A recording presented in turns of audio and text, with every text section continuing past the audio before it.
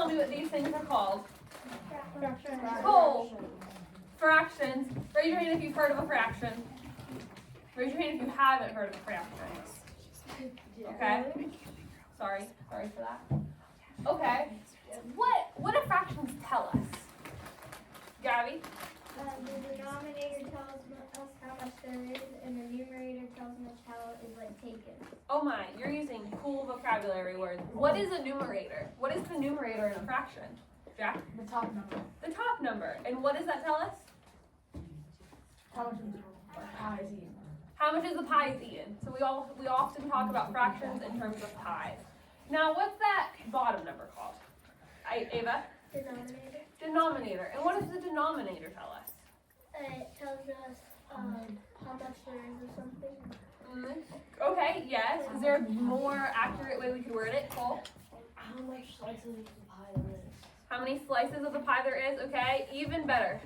How many equivalent slices of pie? How many equal slices of pie there are? Because I could have a pie that is, if I have this pie, are those equivalent slices? No. So would an accurate representation of this be 1/2? No. No, but there's two pieces, but they're not equal. So when we're talking about fractions, the pieces of our pie have to be equal, okay? So we talked about what the numerator and denominator represent, okay? So let's look at these fractions. What do we notice about these fractions? Just take a minute thinking in your heads. Is there any commonalities? Our title is which one doesn't belong. Remember, there is no wrong answers as long as you can justify your reasoning. Callan? C doesn't belong because it's the only one that isn't equal to 1/2.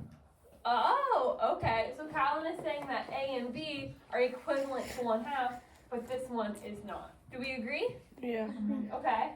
Is there anything else? Gisela? A because it's the only one without the denominator named 4.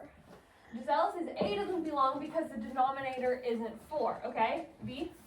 D doesn't belong because the two it's the only one with a numerator that's not 1.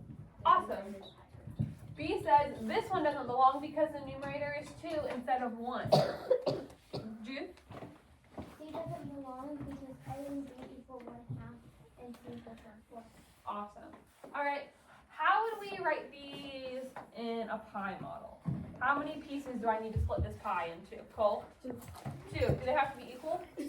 Yes. Okay. And how many of these pieces am I going to shade? 1. How did you know that? The numerator is 1. Because the numerator is 1. Does that look like an accurate description of that fraction? Awesome. What about this one? How many equal pieces am I going to have? 4. And how many of these pieces will be shaded in? 2. How did you know? Because the numerator is 2. Awesome. And this one. How many equal pieces? 4. How did you know? Because the denominator is 4. Perfect. And how many of these will be shaded? 1. So, what do we notice now if we have the pie models? Gabby? That A and B are equivalent, but C is not. Correct. What does equivalent mean? Gisela? Equal to. Equal. They have the same quantity. They have the same weight. They have the same amount.